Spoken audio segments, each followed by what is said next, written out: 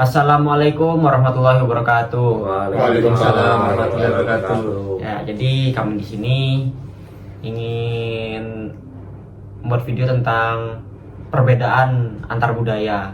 Karena di Indonesia ini tentunya banyak sekali budaya dari Sabang sampai Merauke yang tentunya pasti kan berbeda-beda juga. Nah, kebetulan kami berempat ini juga berasal dari daerah yang berbeda dan dengan budaya yang berbeda juga.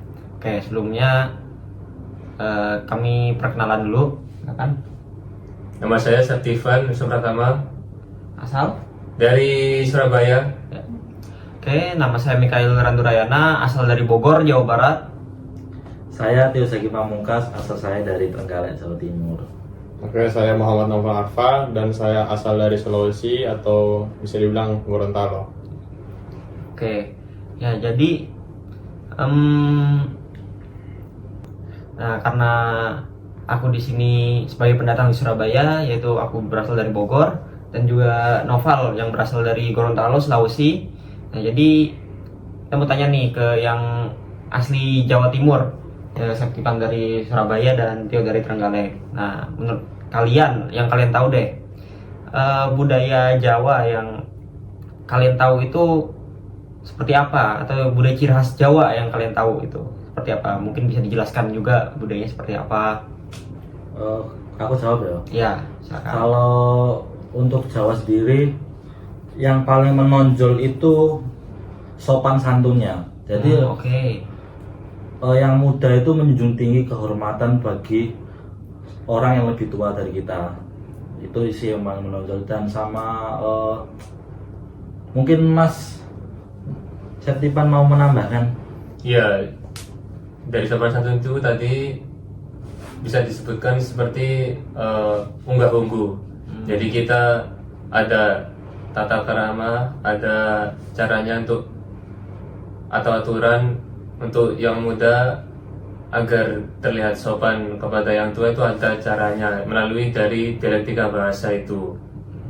Terus selain dari kesopanan tadi itu juga ada mungkin kultural dari Jawa, yaitu mungkin yang hasil dari akulturasi dari Hindu Buddha dengan Islam, yaitu tahlilan. Nah itu yang mungkin sering atau lebih dikenal sama masyarakat luas. Selain itu juga ada mungkin kalau kita mau mendekati hari raya ataupun mau memasuki bulan puasa, itu ada kalau di Surabaya lebih tepatnya itu seperti acara megengan atau doa bersama. Nah tujuan dari doa bersama itu ya tidak lain dan tidak bukan itu untuk mengharap datangnya kebaikan agar rahmat dari Tuhan Yang Maha Esa ini ya turun ke kampung kita, ke kampung yang mengadakan kegiatan doa bersama itu tadi. Ya itu yang saya ketahui.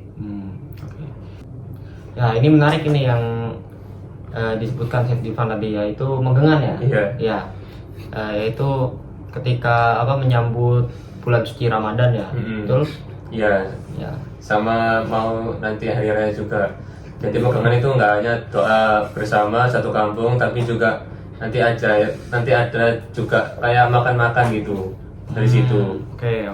Nah, Ya kalau dari aku sendiri ya, di daerah asal aku itu di Bogor sama ya di daerah Jawa Barat lah, itu sama seperti itu juga, ada doa bersama setiap mungkin menyambut hari raya Islam ya, terutama ya doa bersama. Tapi sebelum itu biasanya kami ada pawai obor dulu. Biasanya kami pawai obor keliling perumahan atau keliling kampung, lalu ditutup dengan kami berkumpul di masjid lepas pawai obor, lalu doa bersama dan juga ada makan-makannya juga ya. Jadi ya bisa dikatakan hampir mirip, cuman iya. ada sedikit perbedaan lah pada pelaksanaannya. Ya mungkin Nopal ada pertanyaan juga ini.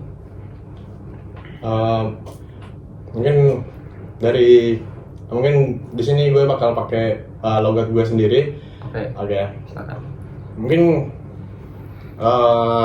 di sini kita mau bicara mungkin dari Mikael bicara tentang budaya. Mungkin dari kita itu pengen nanya tentang kan gue sendiri kan dari luar Jawa, dari luar Pulau Jawa lah. Ya dari Sulawesi ya. Ya, dari Pulau Sulawesi. Nah, aku itu pengen tahu cara bisa apa ya? Tahu lah tentang bahasa Jawa itu kayak gimana, kan gue sebagai dari luar Jawa, ya pengen tahu gitu cara memahami bahasa-bahasa Jawa yang kita tidak mengerti, no.